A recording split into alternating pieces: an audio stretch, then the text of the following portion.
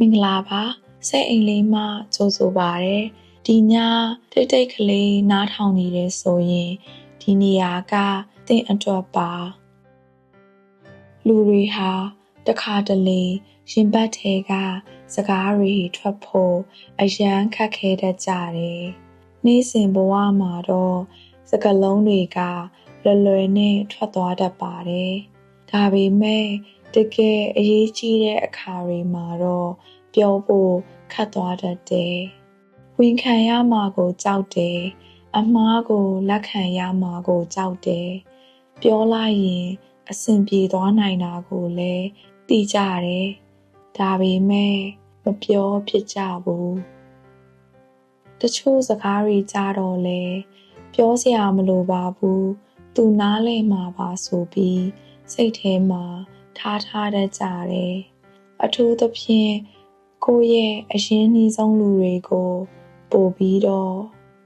မိသားစုအချင်းချင်းတငယ်ချင်းအချင်းချင်းချစ်သူအချင်းချင်းငါ့ကိုသူနားလည်မှာပါဆိုတဲ့မျှော်လင့်ချက်နဲ့နှုတ်ဆက်နေတတ်ကြတယ်။မပြောလဲသိမမေးလဲနားလဲ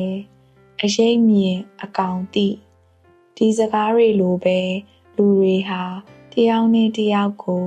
အလိုနားလည်မယ်လို့ထင်တတ်ကြတယ်။ဒါပေမဲ့တကယ်တော့မလွယ်ပါဘူး။လူဆိုတာကိုယ်တောင်နေ့တိုင်းတူညီနေတာမဟုတ်ပါဘူး။ဒီနေ့ခံစားချက်နဲ့မနေ့ကခံစားချက်မတူနိုင်ဘူး။ကိုယ်တောင်တခါတလေနားမလည်နိုင်တဲ့နေ့တွေလည်းရှိတယ်။ဒီလိုဖြစ်နေတဲ့လူတွေကြားမှာသူငါ့ကိုနားလည်မှာပါဆိုတဲ့မျှော်လင့်ချက်ကတခါတလေအယမ်းလွယ်ကူသလိုအယမ်းလည်းခက်ခဲပါတယ်။ The Elephant and the Blind Man ဆိုတဲ့ပုံမြင်တစ်ပုဒ်ရှိတယ်။မျက်မမြင်လူတွေကစင်တကောင်ကိုထိကြည့်ကြတယ်။တယောက်ကခြေထောက်ကိုထိပြီးဒါကတိုင်လိုပဲလို့ပြောတယ်။တယောက်ကအမီးကိုထိပြီးဒါကကျိုးလိုပဲလို့ပြောတယ်။တယောက်ကနှမောင်းကိုထိပြီးဒါကမွေလိုပါပဲလို့ပြောတယ်။တယောက်ကနရွက်ကိုထိပြီးဒါကရက်တောင်လိုပါပဲလို့ပြောတယ်။သူတို့အားလုံးမှန်တယ်လို့ထင်ကြပေမဲ့အမှန်တကယ်တော့သူတို့ဟာအစိတ်အပိုင်းတစ်ခုစီပဲသိကြတာပါလူတွေကလည်းဒီလိုပဲတယောက်နဲ့တယောက်ကိုအပြေအဝမမြင်နိုင်ကြပါဘူးဒီလိုကြားထဲမှာအရေးကြီးတာကနားလည်မှုနဲ့စာနာမှုပါပဲဒီနေ့လူတယောက်ရဲ့ဘဝထဲမှာသူဘာတွေဖြတ်သန်းနေရတယ်ဆိုတာကျမတို့မမြင်နိုင်ပါဘူး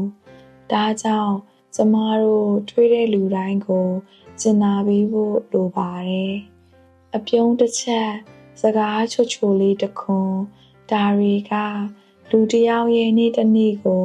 နှွေးထွေးစေနိုင်ပါတယ်တခါတလေမရည်ရွယ်ပဲပြောလိုက်တဲ့စကားတစ်ခွန်းကတယောက်အတွက်ကြာရှည်နာကျင်မှုဖြစ်သွားနိုင်တယ်လူတိုင်းရဲ့စိတ်ခံစားနိုင်စွမ်းမတူပါဘူးဒါကြောင့်စကားမပြောခင်ခဏလောက်ရပ်ပြီးစဉ်းစားပါ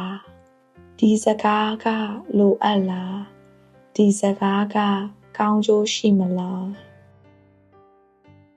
တရားကျိုးတဲ့ပုံမြင်တစ်ပုဒ်ရှိတယ်မြစ်တစ်ဖက်တစ်ချက်မှာနေထိုင်တဲ့တငယ်ချင်းနှစ်ယောက်ဟာတရားတစ်စင်းပေါ်မှာအမြဲတွေ့ဆုံကြတယ်ဒါပေမဲ့အထင်မြင်လွဲမှားမှုတစ်ခုကြောင့်သူတို့စကားမပြောဖြစ်တော့ဘူးတရားကိုလည်းဘယ်သူမှမပြင်ကြဘူးအချိန်ကြာလာတဲ့အခါတရားကလုံးဝပျက်စီးသွားခဲ့တယ်နောက်ပိုင်းမှသူတို့နားလည်သွားတယ်